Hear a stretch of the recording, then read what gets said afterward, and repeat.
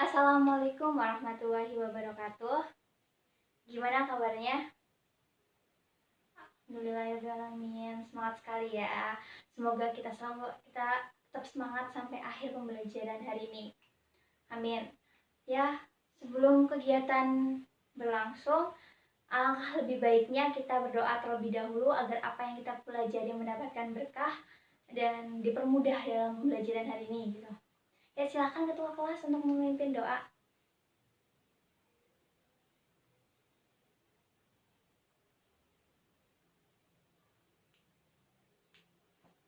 Ya, sebelum pembelajaran, siapkan buku tulis terlebih dahulu agar terlihat siap gitu loh kan. Mau belajar masa nggak ada buku tulis gitu, nggak ada catatannya, alat tulis dan sebagainya. Ayo siapkan buku tulisnya. Sudah? Terus rapihkan tempat duduk kalian, mejanya dirapikan dan cari posisi duduk ternyaman kalian. Oke.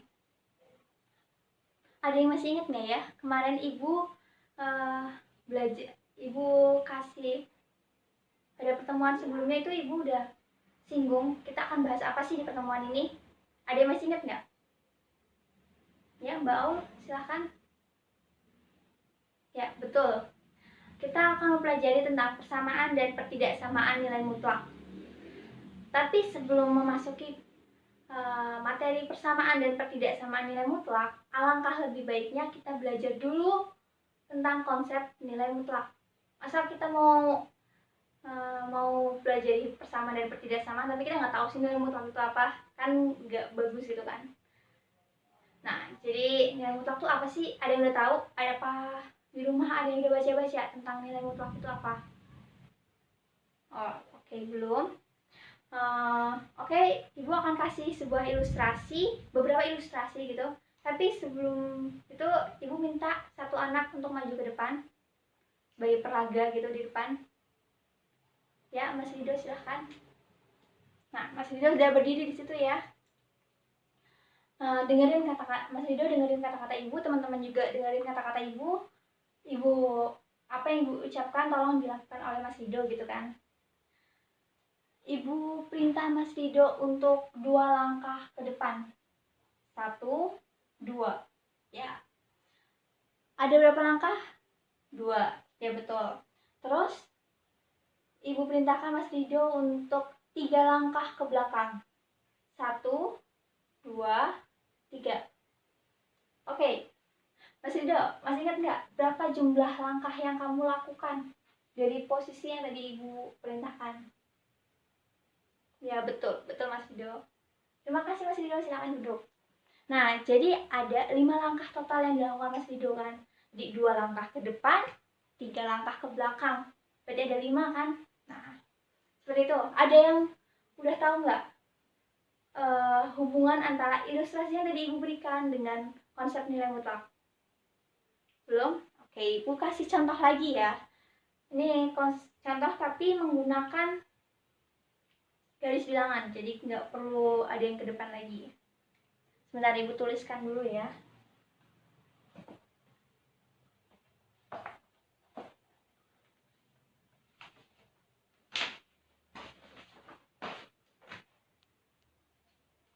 Apa tulisan Ibu terlihat sampai di belakang?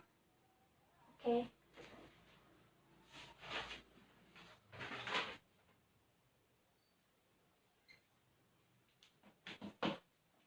Ya, udah ditulis nih.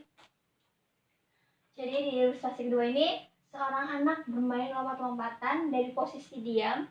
Si anak melompat ke depan 2 lompatan, kemudian 3 lompatan ke belakang, dilanjutkan 1 lompatan ke belakang, kemudian 2 lompatan ke depan. Pertanyaannya, tentukan posisi anak terhadap posisi awal. Yang kedua, berapa banyak lompatan yang dilakukan si anak tersebut? Nah, Ibu udah buat garis bilangan ya, dari negatif 4 sampai 4. Di sini arah positif, sana negatif. Kita sepakati dulu, kalau ke depan itu berarti ke arah positif, X positif. Kalau ke belakang berarti ke arah negatif, seperti itu ya. Dan posisi diam itu di 0. Pertama-tama, paling awal, si anak melompat ke depan 2 lompatan. Ke depan berarti kan ke arah positif gitu kan, ke arah positif dari 0, 1, 2. Berarti di 2 ini kita buat ya, sini. Ini yang pertama. Oke, terus yang kedua itu kemudian 3 lompatan ke belakang. 3 lompatan ke belakang. Berarti kan dari 2 ini ke arah negatif sana ya.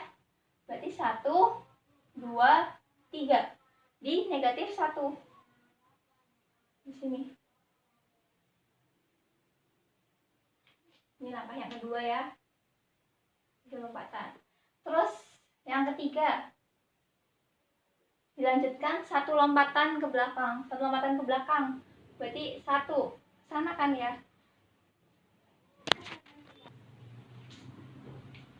Oke, maaf tadi ada mati lampu ya. Dilanjutkan tadi 1 lompatan ke belakang gitu kan. 1 lompatan ke belakang sini. Berarti di negatif 2, dari negatif 1 ke negatif 2. Ini yang ketiga. Terus yang terakhir itu 2 lompatan ke depan. Berarti ke arah positif kan. Terus negatif 1 langkah. Di sini 1 langkah ya. 3 langkah ke depan. 1, 2, 3. Berarti di 1. Nih. Biar terlihat. Jadi ada sedikit soal yang ibu buat ya. Nah, sini udah kan. Ini langkah yang pertama 2 lompatan ke depan. Terus yang kedua itu 3 ke belakang. Terus yang ketiga itu 1 ke belakang. Yang keempat itu 3 ke depan. Itu ya. Pertanyaan yang pertama, tentukan posisi anak terhadap posisi awal. Posisi anak terhadap posisi awal. Kalau dari gambar ini sebenarnya udah kelihatan kan? Posisi anak awalnya itu di 0, langkah terakhir di 1.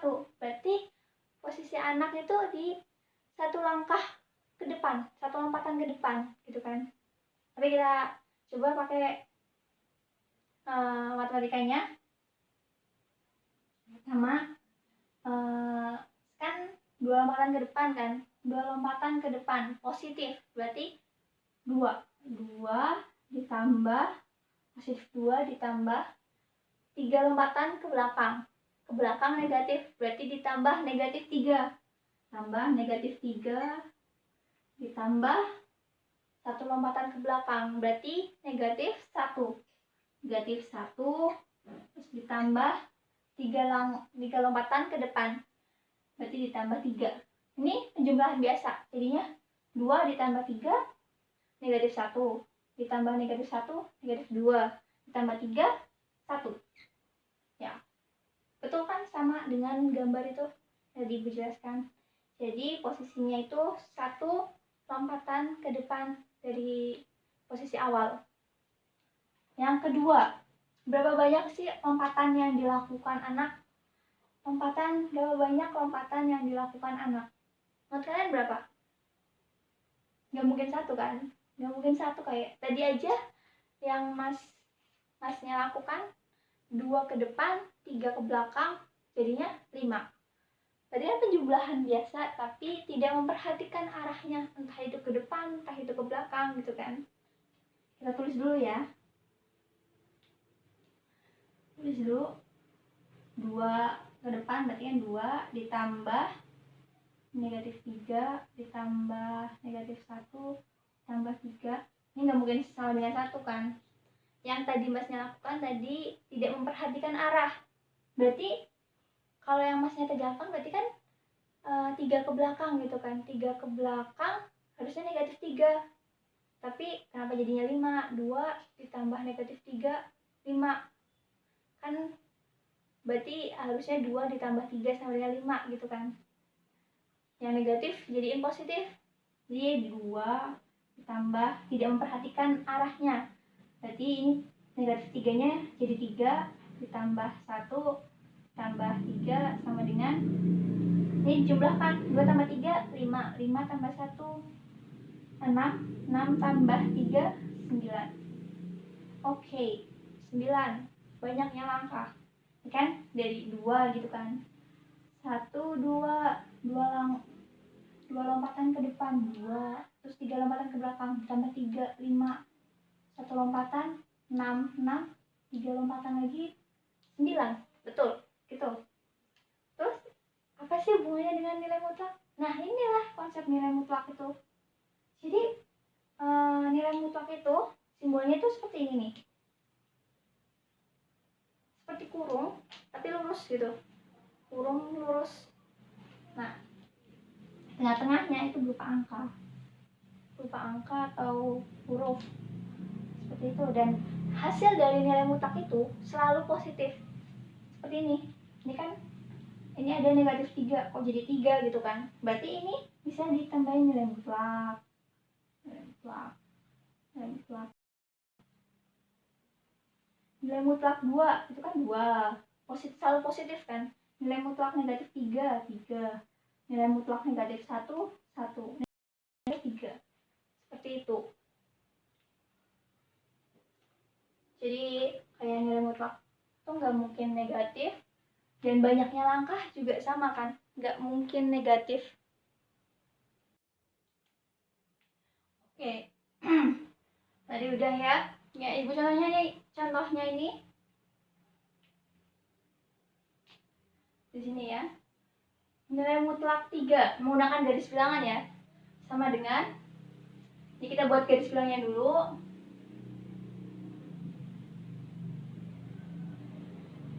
3 kan di sini kan, 3 di sini. Berarti antara dari 0 sampai 3 ada berapa langkah nih? Ada berapa lompatan gitu kan? Ada 1, 2, 3. Berarti harga mutlak 3 sama dengan 3. Misalkan kalau negatif 5. Berapa ini? Kita buat garis bilangannya. 5, negatif 4, 3, negatif 2, negatif 1, 0. Dari 0 sampai negatif 5. Ada berapa banyak langkah? 1, 2, 3, 4, 5. Berarti harga mutlak negatif 5 sama dengan 5. Seperti itu. Jadi bisa dibilang untuk harga mutlak itu sama aja kayak banyaknya langkah, banyaknya lompatan, seperti itu. Terus bagaimana sih definisi nilai mutlak secara matematisnya? Gue tuliskan dulu ya definisi nilai mutlak secara matematisnya.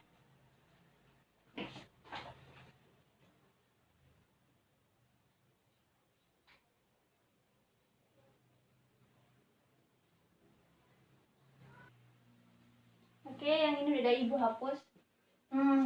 Jadi definisinya secara matematis itu, misalkan X bilangan real dengan X dalam kurung tegak itu dibaca nilai mutlak X, yang seperti ini simbolnya dibaca nilai mutlak X, dan didefinisikan nilai mutlak X sama dengan X jika X lebih besar dari sama dengan 0. Dan nilai mutlak X sama dengan negatif X jika X kurang dari 0, nggak ada sama dengannya. Kalau X-nya lebih dari sama atau sama dengan 0, itu X. Kalau X-nya kurang dari 0, itu negatif X. Gitu. Oke, contohnya. Yang pertama, nilai mutlak dari, tulis dulu ya contohnya ya.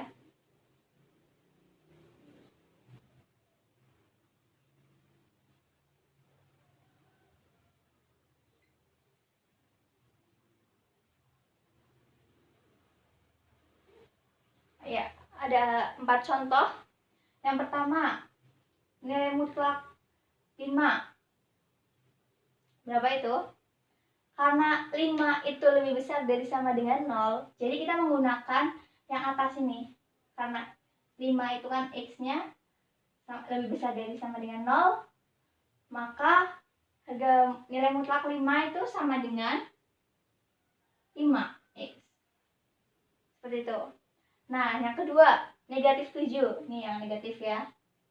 Jika X-nya kurang dari 0, berarti negatif 7 kan kurang dari 0 kan, berarti ikutnya yang bawah. Harga mutlak X-nya sama dengan negatif X, berarti X-nya kan negatif 7 kan, berarti harga mutlak negatif 7 itu negatif 7. Negatif kali negatif positif, berarti hasilnya 7.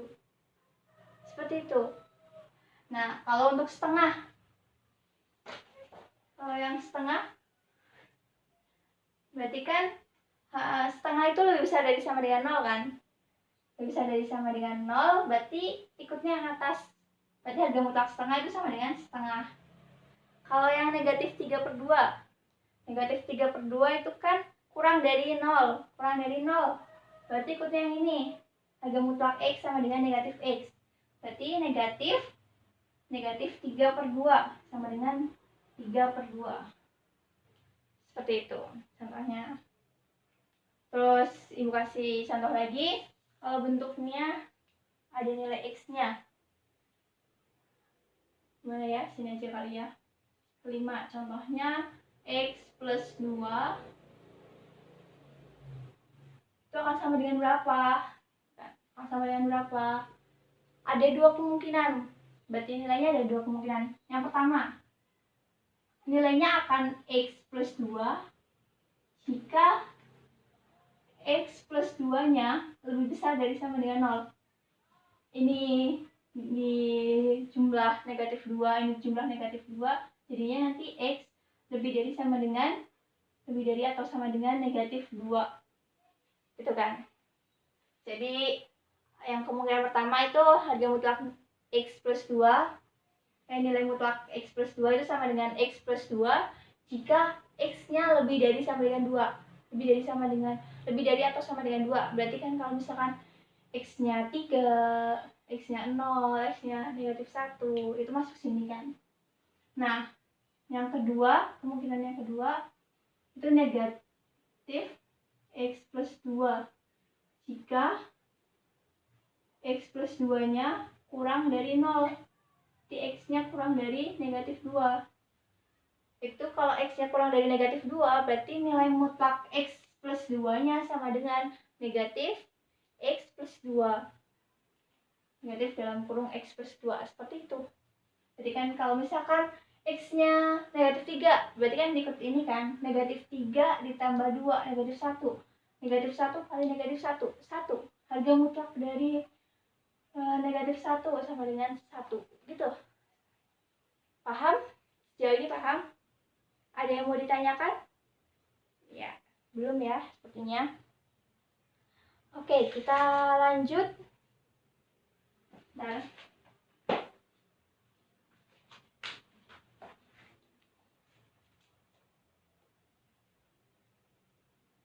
kita lanjut ke sifat-sifat nilai mutlak.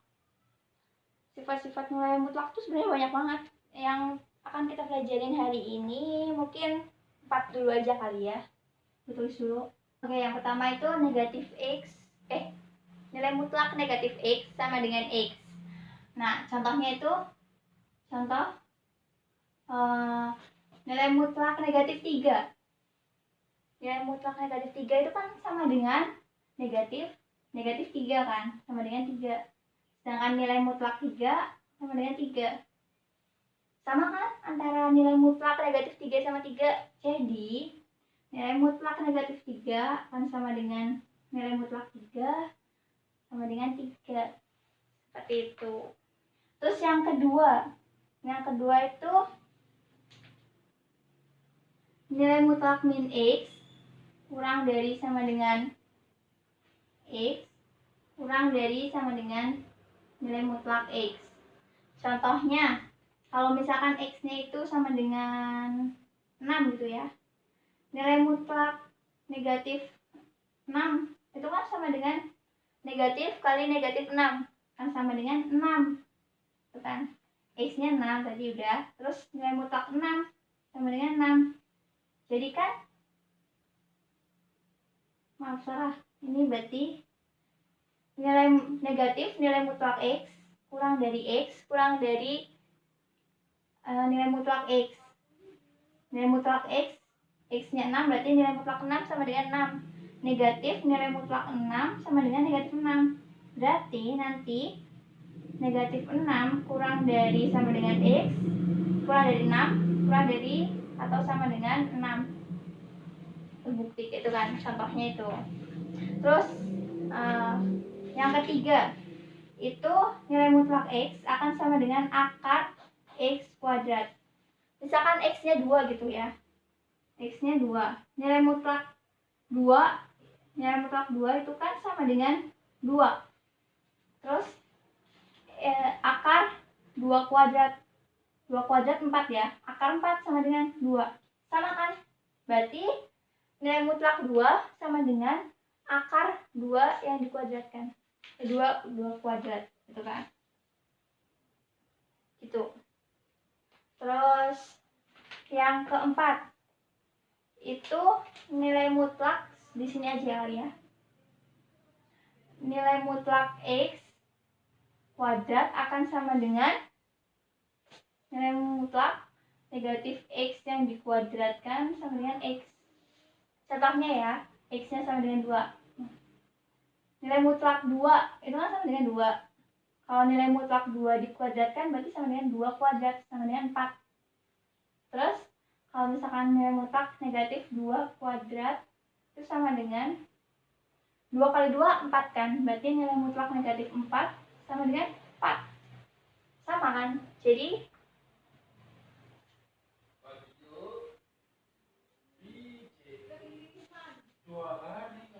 ini X kuadrat. Berarti nanti samakan antara nilai mutlak X dikuadratkan sama dengan negatif X kuadrat.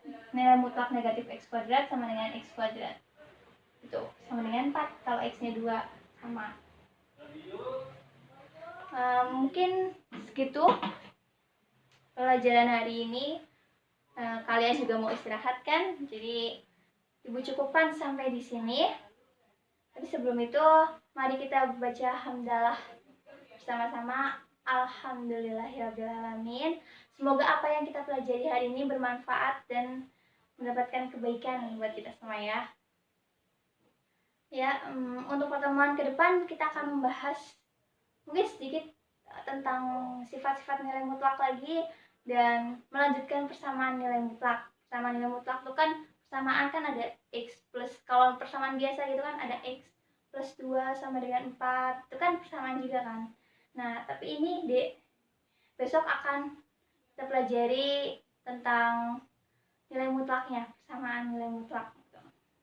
Ya, sekian dari Ibu. Nanti tolong dicatat baik-baik ya ini ya, dipahami lagi di rumah.